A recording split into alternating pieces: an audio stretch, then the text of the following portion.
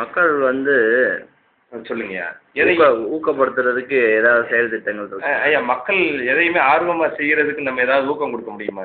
அதுக்கு நம்ம செலவினங்களில் நம்ம இப்போ பட்ஜெட்டுன்ட்டுன்னு சொல்கிறோம் இல்லையா, அந்த மாதிரி செலவினங்களில் ஒரு குறிப்பிட்ட சதவீதம் ஒதுக்கணுங்க. 1% 2% ஒதுக்குனா கூட அவங்கள பாராட்டுறதுக்கு, பரிசு தர்றதுக்கு, இந்த மாதிரி இதுக்கு நம்ம செலவு பண்ணோம்னாக்கா, அவங்கள ஊக்குவிச்சோம்னாக்கா, அவங்க எதையுமே ஆர்வமாக செய்வாங்க. அரசாங்கத்துக்காகவும், தன்னோட நலனுக்காகவும், தன்னை சுற்றியவர்களோட நலனுக்காகவும், இந்த உலக நலனுக்காகவும் செய்வாங்க.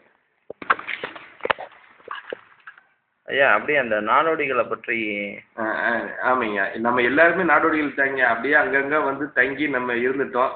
இன்னமும் நம்மளோட மூதாதையர் பழக்கம் மாறாமல் இருக்கிறவங்க நாடோடிகளாகவே இருந்துக்கிட்டு இருக்காங்க. அந்த மாதிரி நாடோடிகள் பழங்குடியினர்லாம் நிறையா இருக்காங்கய்யா. அவங்களுக்கெல்லாம் நம்ம பொருளாதாரம் மேம்படுத்துறதுக்கு ஒரு 100 ரேஷன் கடை அல்லது ஒரு 1000 ரேஷன் கடை இருக்கிறவங்க அல்லது 1000 குடும்பமாக இருக்கிறவங்கள வந்து நம்ம எடுத்து அவங்களுக்கு ஒரு குறிப்பிட்ட அளவு நிதியை அவங்களுக்குன்னு ஒதுக்கணுங்க. அப்போ 1000 குடும்பத்தை எடுத்து நம்ம அவங்களுக்கு ஒரு 50 கோடியோ 100 கோடியோ டெபாசிட் பண்ணி அவங்களோட பொருளாதார வளர்ச்சிக்கு நம்ம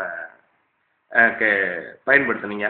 அதுபோக எந்த நாட்டிலேருந்து அகதிகள் வந்தாலும் அவங்களுக்கு நம்ம நிச்சயமாக குடியுரிமை தரணுங்க. இது கண்டிப்பாக உலக நாடுகள் எல்லாமே இப்போ நம்மளே இன்னைக்கு நம்ம பேசிக்கிட்டு இருக்கோம். நம்மளே நாளைக்கு அகதிகளாக வெளி நாடுகளுக்கு போனால் கூட நமக்கு குடியுரிமை அந்த நாட்டுக்காரவங்க தரணும். அதே மாதிரி நம்ம எங்கேருந்து உலகத்துலேருந்து யார் வந்தாலும் நம்ம குடியுரிமை அவங்களுக்கு தந்து அவங்கள காப்பாற்றி அவங்களுக்குரிய உரிமையை நம்ம உறுதிப்படுத்தணுங்க.